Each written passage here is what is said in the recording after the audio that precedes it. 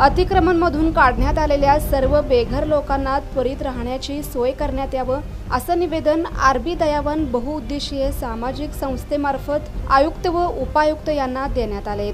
गेल्या 90 वर्षापासून राहत असणाऱ्या व मोलमजुरी करून हाताला मिळेल ते काम करून आपला प्रपंच चालवत असणारे सामान्य नागरिक पैशांना पैसा लावून जमा करून लाखो रुपयाचे घर बांधले होते। तसंच टॅक्स पावती, लाईट बिल व पाणीपट्टी हे सर्व भरून देखील घरे पाडण्याचे काम महानगरपालिकेने केले आहे।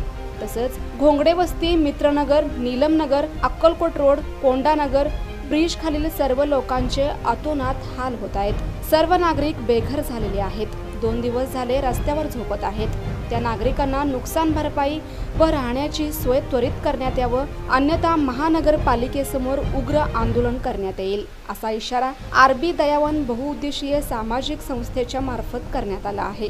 यावेळी संस्थेचे अध्यक्ष रमाकांत बाळशंकर, सामाजिक कार्यकर्ते विश्वभूषण कांबळे, विजय कांबळे, दादा सरवदे, भैया साबळे, माधू इनामदार, रविकांत बालशंकर, बुद्धभूषण कांबळे, विश्वरत्न कांबळे, राहुल बाळशंकर आदींची उपस्थिती होती।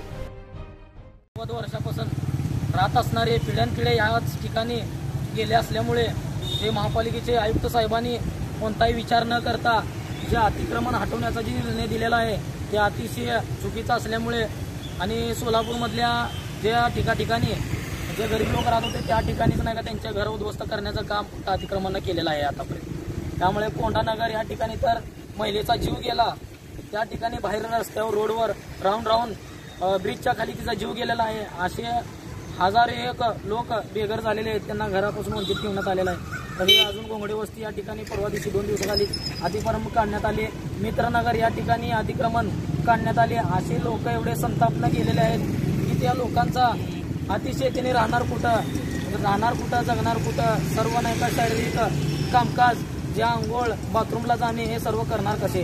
कारण असे लोकांना आयुक्त साहेबांनी वैयक्तिक व्हिजिट देऊन त्यांची काय ती स्वतःची परिस्थिती बघून त्यांना लवकरात लवकर राहण्याची सोय करण्यात यावी, अन्यथा सोलापूरमधल्या आरबी दयावन संस्थेच्या वतीने महापालिकेवर उग्र प्रकारे आंदोलन, हे मोठ्या प्रकारे आंदोलन असे छेडण्यात येईल। आयुक्त साहेबांनी याची नोंद घ्यावी आणि लवकरात लवकर गरीब लोकांची सोय करण्यात यावी।